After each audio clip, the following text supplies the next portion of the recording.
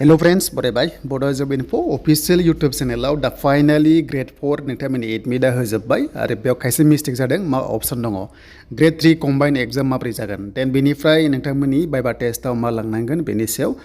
डिटेल्सखौ लाबोदों दा बेखायनो भिडिअ नायजोब आरो जायफ्रा चेनेलाव गोदान साबस्क्राइब खालामना ला जेब्लायबो साख्रिनि लेटेस्ट आपडेट नोंथांमोना बर' रावजों मोननो हागोन थ' दायो जोङो CSB नि पर्टेलाव फैबाय आरो बे पर्टेलाव फैनाय लोगो लोगो मोनसे अपशन नोंथांमोना गोबांथार माने कुइसन दङ जे मा जागोन मा जाया जुदि माबाफोर जुदि डाउट दङबा नोंथांमोना नैबे नाम्बारा बेयाव कल खालामनो हागोन आरो स' बेयाव कल खालामबा नोंथांमोना गासैबो डिटेल्सखौ मोनगोन आरो बिनि दायो ग्रेड 3 एप्लाइ जागासिनो बिनि लास्ट डेटआ 20 नभेम्बर एबा गाबोन आरो अके स' बे लास्ट डेटआ बारायगोना बाराया बेखौबो नोंथांमोना नैबेयाव सोंहरनो हागोन आरो अके जुदि रिसिभ खालामबा नोंथांमोना सोंहरबानो जाबाय एन एड्रेस मिस्टेक जानायखौ मा खालामनांगौ बेखौ नोंथांमोना सोंहरनो हागोन नाथाय मोनसे बाथ्रा टाइपिं मिस्टेकआ जाखायो बेयाव खुनु टेनसन गैया स' बेखायनो नोंथांमोना प्रुफ हिसाबै मा आइडि प्रुफ नोंथांमोना लांनांगोन आरो जेरै आधार कार्ड एबा पेन कार्ड नोंथांमोना लांनांगोन आरो बेखौ अरिजिनेल समाव देखायनांगोन प्लास जेरेक्सबो खालामना ला गासैबो डकुमेन्ट्सखौ नांगौ जायो जेब्ला इन्टारभिउ लायो आरो दा बेनो ग्रेड 4 एडमिटआ गासैबो होजोबबाय गासैबो डिस्ट्रिक्टआ होजोबबाय आरो बे जागायसिगोन 21 नभेम्बर बारा गोबाव गैला नोंथांमोना साननै सानथामनि उनावनो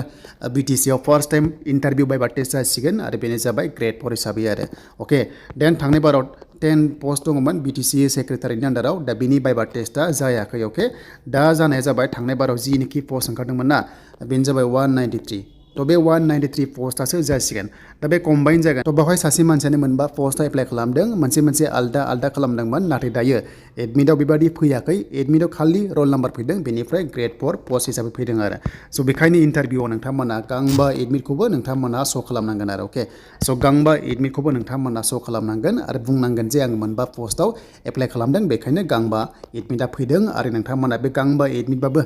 खनसेल' इन्टारभिउ जागोन आरो बेयावनो नोंथांमोना जिनिखि पारफरमेन्सखौ मोनो एबा होनो हायो बेयावनो नोंथांमोना सेलेक्ट जायोबा जायखिजाया पस्टआव मोननाय चान्सआ दं आरो दा बेनो आरो नोंथांमोननि एग्जामा कम्बाइन जागोन ग्रेड 3 आवबो नोंथांमोना खालामदोंना HS लेभेलनि मोनसे ग्रेड 3 दंमोन बेनिफ्राय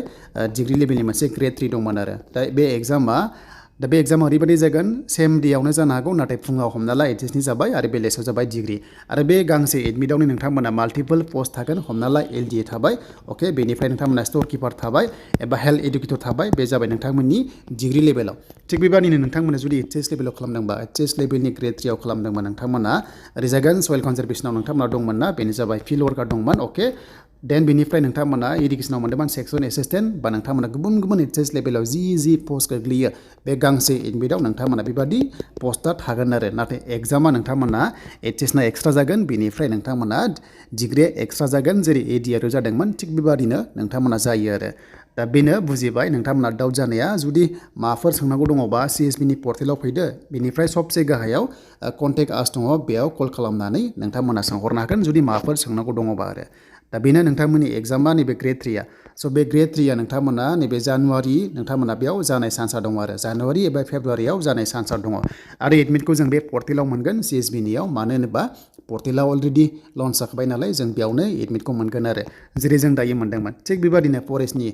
420 420 भेकेन्सि दंमोन कार्डआव दंमोन आरो लोगोसे ग्रेड 1 दंमोन दा बिनि एग्जामाबो जानो फैगासिनो दङ